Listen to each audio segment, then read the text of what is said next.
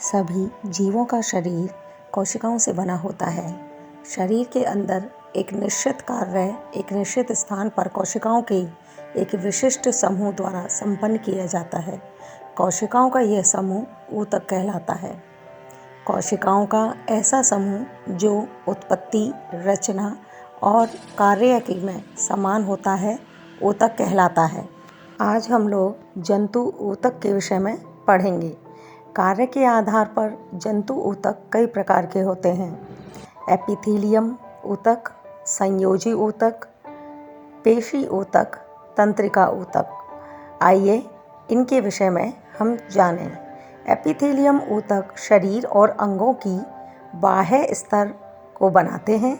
वह पूरे शरीर का बाहरी आवरण भी बनाते हैं, अतः इसे आवरण ऊतक भी कहा जाता है। खोखले अंगों जैसे मुख गुहा, आमाशय, आंत, श्वास नली, फेफड़े, रक्त नलिकाओं आदि की भीतरी सतह इसी ऊतक की बनी होती है। संयोजी ऊतक।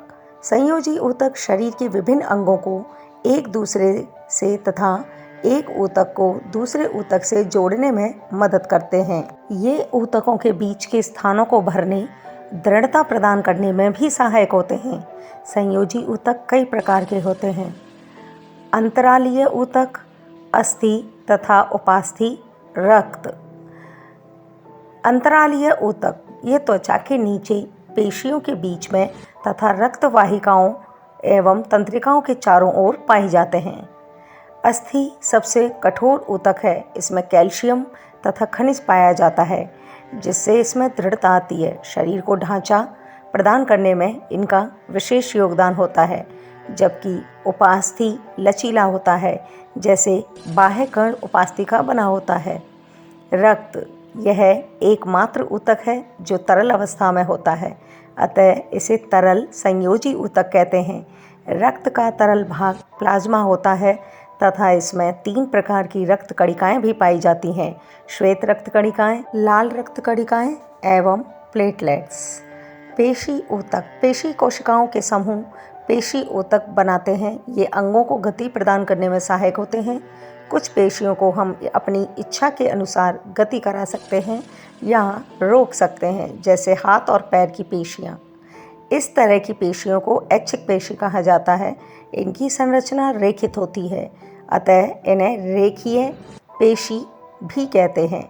ये पेशियां काफ़ी मजबूत होती हैं और प्रायः कंकाल से जुड़ी होती हैं।